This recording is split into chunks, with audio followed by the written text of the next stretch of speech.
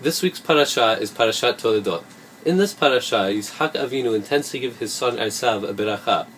However, Rivka Imenu intervenes and dresses Yaakov in Esav's clothing to ensure that he gets the beracha. At first glance, it would seem that she's tricking her husband into giving Yaakov the beracha, but how could this possibly be? She's one of our imahot hakedoshot. How could she lie to give someone a beracha to benefit someone?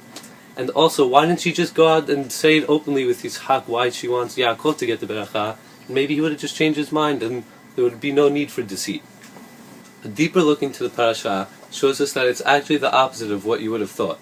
If she would have confronted Yitzhak and told him the truth about Esav's behavior, then she would have been limiting his choice of who he wants to give the beracha bechorah to. That would not be good because she wants him to choose who the successor of Abraham would be. But if she doesn't intervene at all, then Yaakov may not get the beracha, and she believed that Hashem wanted Yaakov to get the beracha and not Esav. So now she's faced with a serious dilemma. Either she should let her husband choose wrongly, or take away his choice to choose at all.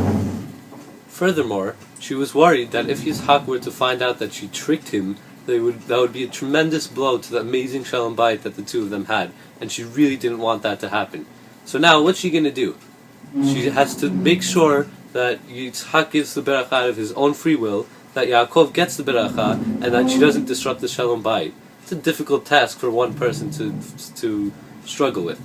So she comes up with an ingenious resolution to the problem to make sure that all the criteria are met, that Yitzhak gives the beracha out of his own free will, Yaakov does get the beracha, and she does not harm the amazing shalom bayit that they had. She dresses up Yaakov in Esav's clothing so that Yitzhak would think he's giving the beracha to Esav, but in reality he's giving it to Yaakov. This solution is perfect because it meets all the criteria already mentioned and even strengthens the relationship between Rivka and her husband Yitzhak because she labored so hard in the kitchen to produce such a delicious meal for her husband. This shows the greatness of Rivka Imenu, that she wants to make sure that she upholds God's will and that she doesn't hurt anyone's feelings in the process. We can learn a tremendous lesson from this about how careful we have to be about other people's feelings and not to hurt them in any way, shape, or form. Shabbat Shalom.